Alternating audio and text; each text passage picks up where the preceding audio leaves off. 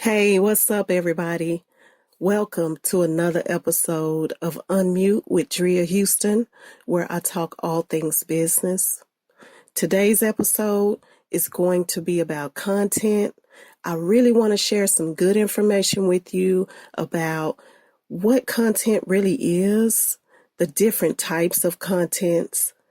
I want to also show you and explain to you how it's best used and when you should use it, the best times to use it. Also, I'm going to touch on the generational audiences. You know, we market and we try to reach people in different generations. And so I want to give you just a little insight on these generational audiences and how to tap into each one of them. And then finally, I want to drop the 3 C's on you. That's really important when you're dealing with content. And that's cohesion, consistency, and calls to action. So welcome to today's show. Have a seat. Let's talk business.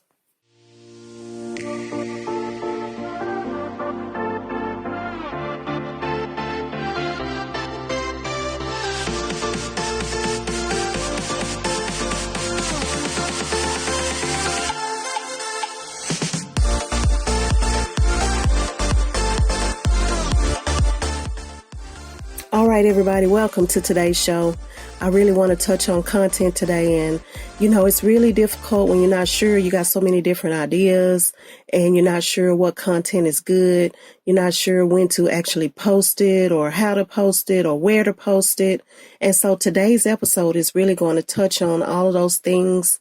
And I hope that I can drop some good information, some good knowledge to you to show you how to navigate this, especially if you're doing business alone, which is what this season has been focused on, or if you're just a personal brand, you're looking to use and capitalize off your name, your image, and your likeness, like some of these student athletes are doing now. I want to give you just a few tips on how to do that as well. So let's get started. Content can be anything that's associated with your website, like I said, with your social media handles, your platforms that you're on, anything that you put out like that. Content is really about messaging.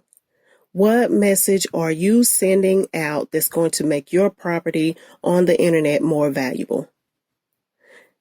Messages come in the form of text. It can come in the form of images. It can come in the form of videos. You have graphics, you have designs, you have music, you have lyrics, you have photographs, you've got files, you've got blogs, you got trademarks, emails, charts, diagrams. All of those things are content. And then when we look at the different types of content, we see that some content is entertaining. You know, a lot of celebrities and people who are influencers, a lot of these people, they put information out, they put content out that's entertaining. So your content can be entertaining. It can also be educational. You know, a lot of people want to put content out that's influencers and they want to convince people to do this or that, or they want to just educate you on a specific subject, say for instance, like COVID-19 content that's out. A lot of that is strictly educational. Policymakers, politicians, doctors, healthcare industry, managers and doctors and things like that. They want to educate the public on COVID. So they put out a lot of content that's educational. And then you have to think about inspiring content. You just have people out here who really aren't trying to capitalize off of what goes on the internet. They just want to influence you inspirationally. And it can be, remember, a lot of people are focusing on mental health now. So you will see a lot of content that's coming out that's inspirational. And that is to kind of combat the things that people go through when they're dealing with mental health. So that's not just one of the main things. It's a lot of different reasons, but just consider that your content can be inspiring as well. And the last part is that you want your content to be convincing. Okay. You want to be able, whatever you put out, you want to be able that it convinces your audience or potential buyers, people who are potentially interested in your product or your service. You want to be able to convince them with the message that you're sending out, which is your content.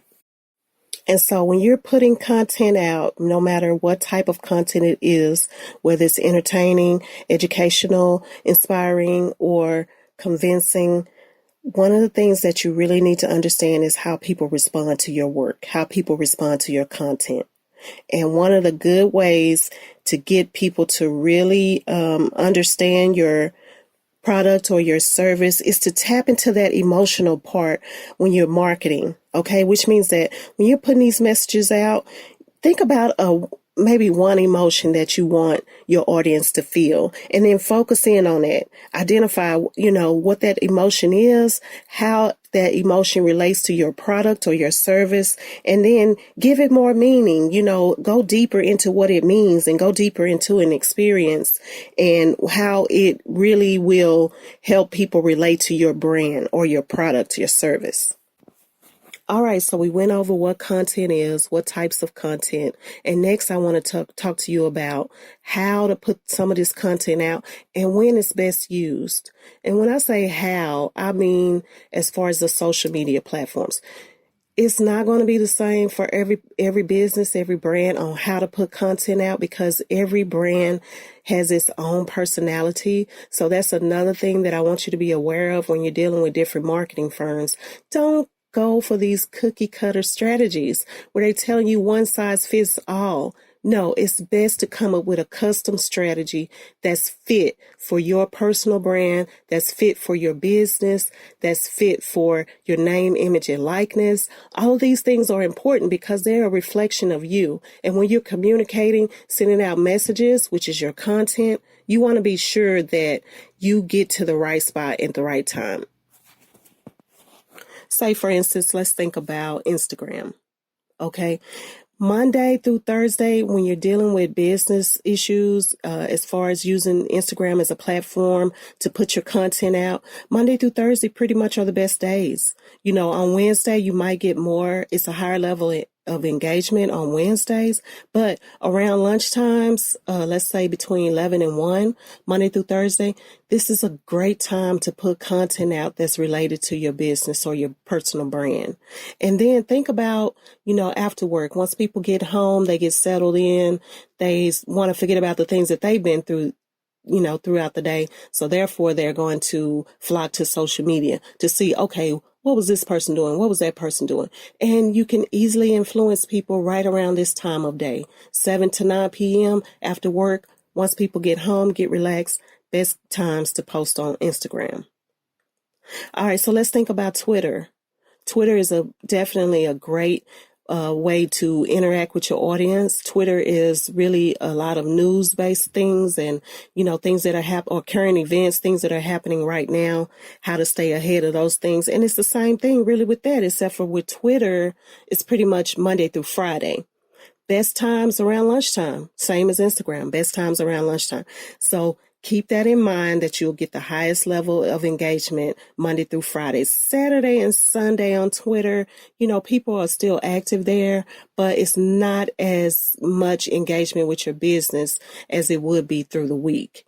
So you can still do some things there on the weekend, but just keep in mind if you're doing things business related, Monday through Friday around lunchtime is a good time for Twitter.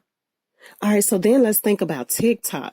TikTok is something new, and TikTok is really, it's growing, and TikTok is really going to really change the way, it has already changed the way social media influences people, how people create content and put it out to the world. It's already there, but they have so many other things going on there. So if you're putting out content and you're a creator, think about TikTok.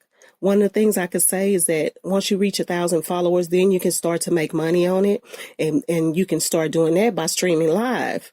You have 1,000 followers and people want to see what you're doing at any given time throughout the day or whatever, or on the weekends. This is perfect to monetize. That's what I really like about TikTok, is that when you start to make that money, it's going straight to you as a creator or as an influencer. So keep that in mind. They got a special marketplace for content creators.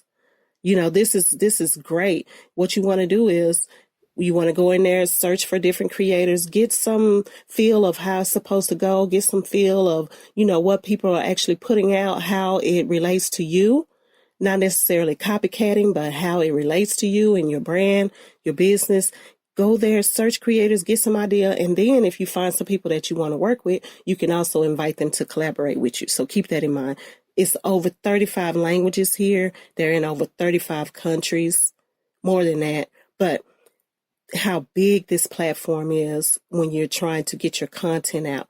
And the best part that I like about TikTok is that when it's basically about videos, right? And when it's not like you can go swipe left to right. This is like a scroll up and down kind of thing, which means that this is a part of your feed.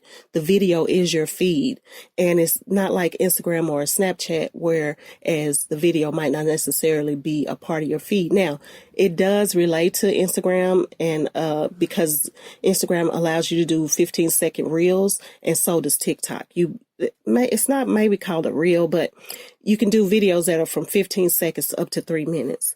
So keep that in mind. TikTok but I advise you to go there and really get a feel of how it works, how people interact with it, and then slowly start to post content there. Even if you start out with just a 15-second video, maybe once or twice a week, start out there, see what people respond to, see now I want you to do that because then you can determine what time is good for you. Because TikTok is so new and it has so many people there, you really want to test it out first before you can really decide what time, what day, or whatever is good for you based off of your audience. So I want to give you the 3 most popular generational audiences that are consuming a lot of internet or digital media. So let's start with baby boomers. Okay, baby boomers are from the year 1946 through 1964. Now, they really consume a lot during the morning hours, like 5 a.m. A lot of them still get up early. They're retired. So through 12 p.m., they're looking at things like world news. They're consuming those types of things. Also, let's talk about Generation X. Okay, Generation X is between 1965 and 1980. And so for this generation, they are really into healthy living. So another thing, the healthcare industry is on the rise. A lot of the top 10 jobs that are going to be available over the next decade are going to be in the healthcare industry. So think about Generation X, how you put content out that's related to healthy living. If you are if you do a private trainer, if you do personal training, anything related to exercising and healthy living, a dietitian, if you're into all of those things, consider Generation X putting content out that's relatable to them.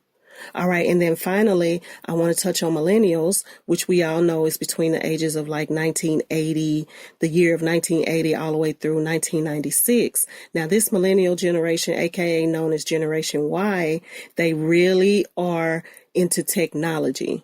So if your product or service deals with technology, you want to put out some good content, some good messaging that's going to be relatable to millennials. All right. And then finally, I really want to touch base with you on my 3 C's when it comes to content and putting content out and your messaging out. First, you want to be sure things are cohesive. If you're using videos on TikTok and you're using videos on IG, make sure those things are cohesive. Like I said, it might be a different message. However, you want people to know as soon as they see it, oh, I saw this brand or I saw this person here or there. Cohesion, very important. Next, you want things to be consistent. I mean, I know you hear this a lot, but we cannot reiterate how important it is to be consistent. And even if it's just once a week, even if it's just a small piece of content, it doesn't even have to be a video or an image, anything. Consistency, be consistent. Wherever you are active and wherever your audience is, be consistent in what you give them. Not only does it have to be cohesive and consistent, you want to be sure that you put a call to action there.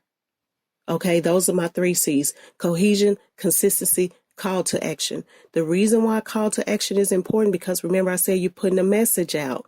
When you send out a message, just say, for instance, emergency messages that go out, whether it be an Amber Alert or through your television.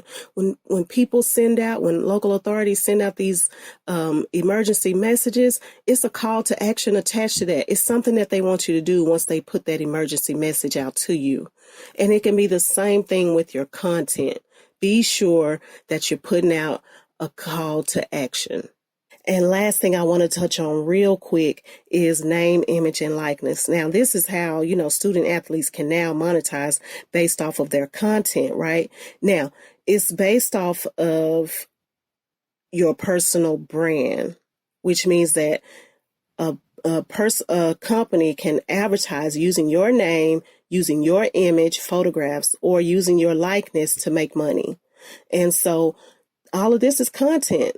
Okay, they're creating content no matter what form it comes in, but they're attaching that content to your name, your likeness, and your image. And what you want to be sure is that you understand everything in black and white related to that, because you're putting out a lot of things that are attached to your name, your image, and your likeness. And some of these things, if they're not good, they can affect you in the long run.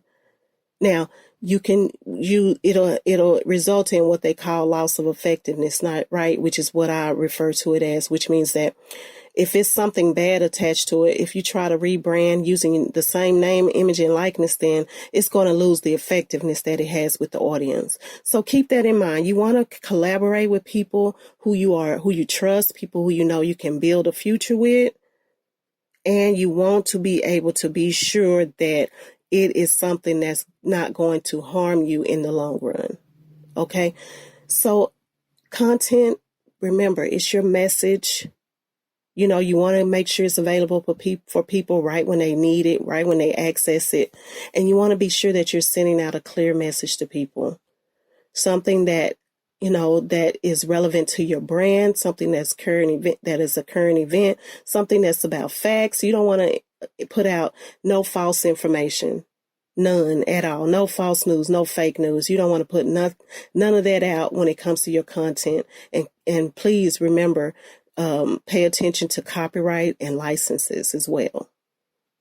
All right, well, I hope I said some things that helped you out today when it's dealing with your content. Look me up at www.evincity.com, schedule a consultation, and we can get together and discuss how to create a content marketing strategy that's custom to your personal brand or to your business.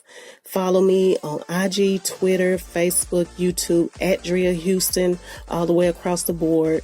And also, thank you so much for tuning in to this episode.